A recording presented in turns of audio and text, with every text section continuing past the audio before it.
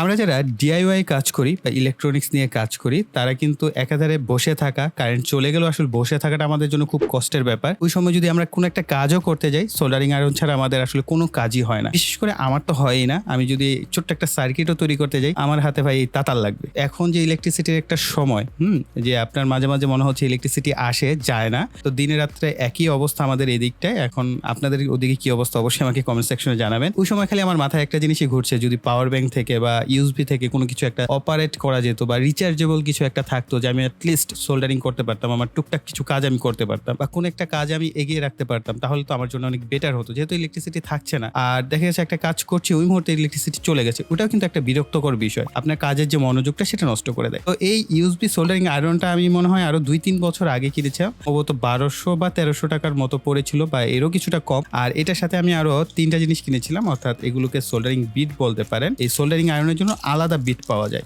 এই 3টার দাম পড়েছিল প্রায় 700 টাকার মতো, 741 টাকা শিপিং চার্জ সহ। এই 2টা জিনিস আমি পারচেস করেছিলাম। এই যে বিটগুলো বিভিন্ন শেপের, হ্যাঁ এই যে এটা এরকম, আরেক শেপের, 3 ধরনের আমি বিট আসলে কিনেছি। আর আরেকটা ইউএসবি আয়রন আমার কাছে আছে, এইটা আমি জানি না, এটা আমার রানই হলো না, মানে আমি ইউএসবি দিয়ে বহুভাবে আমি এটাকে চেক করেছি, এটা চালুই হয় না। তো এটার বিটটা আমি কাজে লাগাতে পারবো, প্লাস এটার যে বডিটা আছে আমরা এটাকে চাইলে পরবর্তীতে মডিফাই করে একটা ব্যাটারি দিয়ে ইউএসবি টাইপও আমরা তৈরি করে নিতে পারবো। যদি চান অবশ্যই প্রিয় ভাইকে একটু কমেন্ট সেকশনে জানাবেন, আমরা পরবর্তীতে একটা ইউএসবি সোল্ডারিং আয়রন কিভাবে ঘরে বসে তৈরি করা যায় সেটা আমরা শিখতে পারবো। ওকে, হ্যান্ডস কিট ব্র্যান্ডের। আর পিছনের দিকে যদি দেখেন, সোল্ডারিং আয়রন থাকবে একটা, সোল্ডারিং টিপ থাকবে একটা, ইউএসবি পাওয়ার কেবল থাকবে একটা, টিন ওয়্যার, ইউজার ম্যানুয়াল থাকছে, সোল্ডারিং আয়রনের স্ট্যান্ড থাকছে এটার ভিতরে, হ্যাঁ।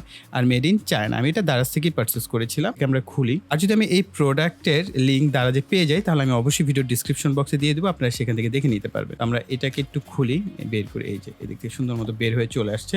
এই হচ্ছে আমাদের ইউজার ম্যানুয়াল, এটা অবশ্যই আপনার পড়ে নেওয়া উচিত। সিম্পল ভাবে প্রত্যেকটা জিনিস আপনাকে বুঝিয়ে দেওয়া হয়েছে এই ইউজার ম্যানুয়াল মাধ্যমে, এবং এটার টেম্পারেচার রেঞ্জ আমরা দেখতে পাচ্ছি 330 ডিগ্রি সেলসিয়াস থেকে 450 ডিগ্রি সেলসিয়াস পর্যন্ত। পাওয়ার হচ্ছে 8 ওয়াট, ভোল্টেজ হচ্ছে 5 ভোল্ট। আরো বেশ কিছু জিনিসপত্র রয়েছে। অটো স্লিপ মোড, আপনি যদি 10 মিনিট ব্যবহার না করেন অটো স্লিপ মোডে চলে যাবে। কুল ডাউন 30 সেকেন্ড, 30 সেকেন্ডই কুল ডাউন হয়ে যায়। মেল্টিং টাইম হচ্ছে 15 সেকেন্ডের মধ্যে মেল্টিং হবে, অর্থাৎ গলে যাবে। রেজিস্ট্যান্স হচ্ছে 2.5 থেকে 2.8 ওহম পর্যন্ত। আর soldering iron head with mobile power, অর্থাৎ অ্যাডাপ্টার থেকে এটাকে পাওয়ার দেওয়া যাবে। উইথ দ্য কম্পিউটার, অর্থাৎ কম্পিউটার থেকে আপনি অর্থাৎ ল্যাপটপ থেকে এটা পাওয়ার দিতে পারবেন। USB the charger. আমরা যথারীতি বক্সের গায়ে যা লেখা ছিল সেই অনুযায়ী ইউএসবি কেবল পেয়ে যাচ্ছি, তবে এটা হচ্ছে মাইক্রো ইউএসবি ব্যবহার করা হয়েছে, যদিও টাইপ সি বর্তমানে খুব জনপ্রিয়। আর যেহেতু আমি বলেছি এই প্রোডাক্ট আমি আরো 2-3 বছর আগে পারচেস করেছি, সেই হিসেবে ঠিক আছে, মাইক্রো ইউএসবি তখন বেশি ছিল। আর এইটা খুব ছোট্ট করে একটা সোল্ডারিং আয়রন স্ট্যান্ড হবে, খুব সুন্দর, হ্যাঁ। আর এটার ভিতরে বিট ক্লিন করার জন্য একটু ক্লিনার পেপার আছে, এটা আমার কাছে ভালো লেগেছে।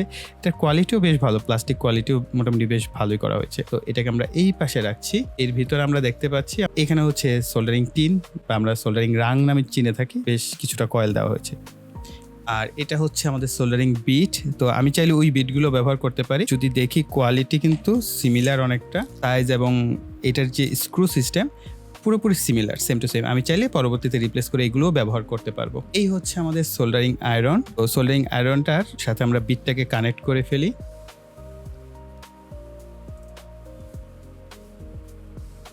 এই হচ্ছে আমাদের সোল্ডারিং আয়রন। এটা হচ্ছে আমাদের যে সুইচটা আছে, এটাকে প্রেস করে অন অফ সম্ভবত করতে হবে।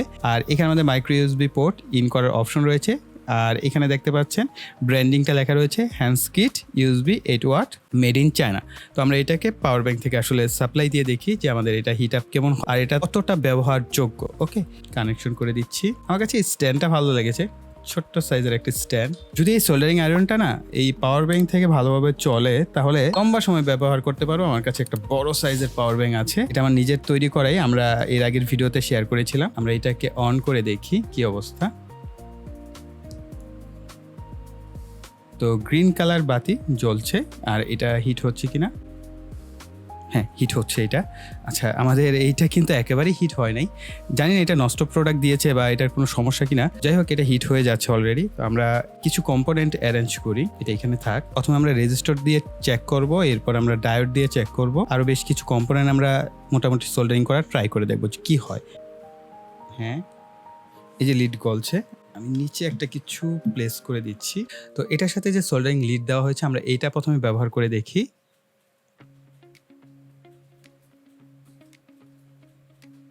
খুব সুন্দরভাবে হয়ে যাচ্ছে। ওকে, খুব সুন্দরভাবে সোল্ডারিং হচ্ছে। আর এখন আমি নর্মালি যেটা ব্যবহার করি সেটা একটু ব্যবহার করে দেখছি। আমি কয়েক ধরনের লিড ব্যবহার করি, অর্থাৎ সোল্ডারিং রাং যেটাকে আপনারা বলে থাকেন। তো এটা দিয়েও খুব সুন্দরভাবে হচ্ছে। তবে আমার রুমের যে সিলিং ফ্যান আছে সেটা আমি বন্ধ করে নিয়েছি।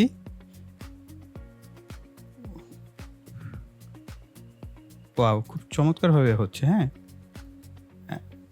এই যে দেখতে পাচ্ছেন খুব চমৎকারভাবে কিন্তু সোল্ডারিংটা হয়েছে। এখন আমি ডায়োড কানেক্ট করে দেখি, কেননা ডায়োডে কিন্তু সোল্ডারিং করা একটু ক্রিটিক্যাল হয়। তো ডায়োড দিয়ে দেখা যাক কি হয়।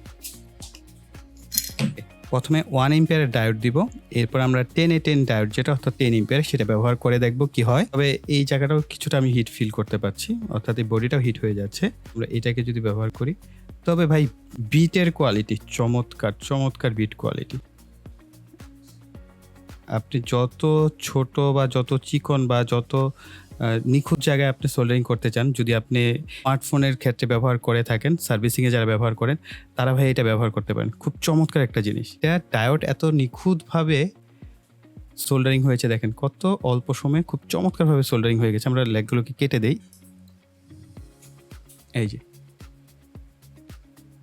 এই যে সোল্ডারিং কোয়ালিটি আই থিঙ্ক আপনারা বুঝতে পারছেন। তো আমরা বড় একটা ডায়োড সোল্ডারিং করে দেখি সেটাকে পারে কিনা। এটা হচ্ছে 10A10 ডায়োড। আমাদের কাজের ক্ষেত্রে না সোল্ডারিং আয়রন যতটা বেটার কাজ করে, আমাদের কাজ করতে তত ভালো লাগে, কেননা এটা আমাদের নিত্যদিনের একটা সঙ্গী বলতে পারেন। প্রতিদিনে আমরা এটার ব্যবহার করে থাকি। এখন এইটাকে সোল্ডারিং করে দেখি কি হয়। এখানে কিছুটা স্ট্রাগল করার কথা।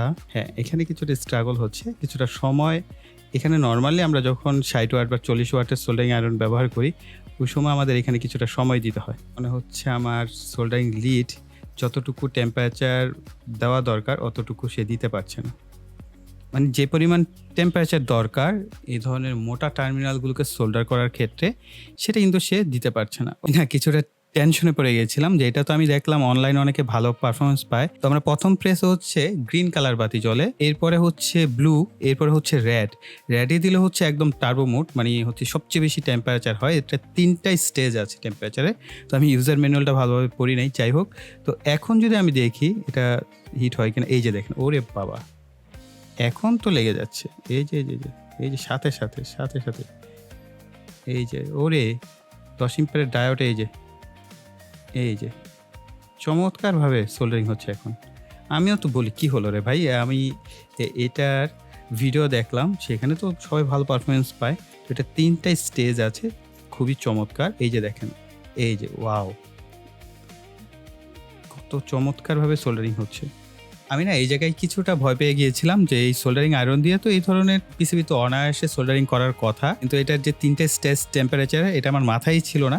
পরবর্তীতে যখন আমি প্রেস করি অফ করার জন্য, তখন দেখি যে না, আরো 2 রঙের বাতি জ্বলে। তার মানে এখানে আরো 2টা স্টেজ আছে টেম্পারেচারে। আমরা যখন 3 নম্বর স্টেজে দিয়েছি তখন কিন্তু অনায়াসে 10 এম্পিয়ার ডায়োড কিন্তু আপনার নর্মালি 40-60 ওয়াটের যে সোল্ডারিং আয়রন আমরা ব্যবহার করি, সেক্ষেত্রেও ওইগুলো মোটামুটি কিছুটা স্ট্রাগল করে। আপনারা যারা ব্যবহার করেন তারা তো অবশ্যই জানেন। এটা কিন্তু অতটুকুই স্ট্রাগল করছিল, বরং তার থেকেও কিছুটা বেটার আমার কাছে মনে হচ্ছিল, যে টেম্পারেচারটা প্রপারলি হচ্ছিল। দেখেন, তো আরও কিছুটা সময় দিয়ে যদি আপনার সোল্ডারিং আয়রনটা করতেন তাহলে আরও বেটার এখানে হবে। আর আমি একেবারে তো এটা ফার্স্ট, আমার কাছে যেটা একটু অন্যরকম লেগেছে সেটা হচ্ছে যে এটা আপনি টানা একেবারে ধরেন 1 ঘন্টা 2 ঘন্টা ব্যবহার করবেন, সেক্ষেত্রে হবে না। যেমন আমি ভিডিও রেকর্ড করছি, সেক্ষেত্রে কিন্তু আমি অলমোস্ট আধা ঘন্টার উপরে, প্রায় 40 মিনিটের উপর রেকর্ডিং টাইম চলছে। তো সেই হিসেবে এটা 40 মিনিটের উপরে কিন্তু মোটামুটি চলেছে, অনায়াসে চলেছে। আপনাকে এটা মাথায় রাখতে হবে, এটা খুব ছোট্ট একটা জিনিস। এখানে টেম্পারেচারটা কিছুটা পাস হয়, এখানে ধরলে ফিল হয় যেখানে টেম্পারেচারটা আসছে, বাড়ছে টেম্পারেচারটা। তো এই জিনিসটা যেহেতু ফিল হয়, তার মানে আপনাকে অবশ্যই এটাকে রেস্ট টাইম দিয়ে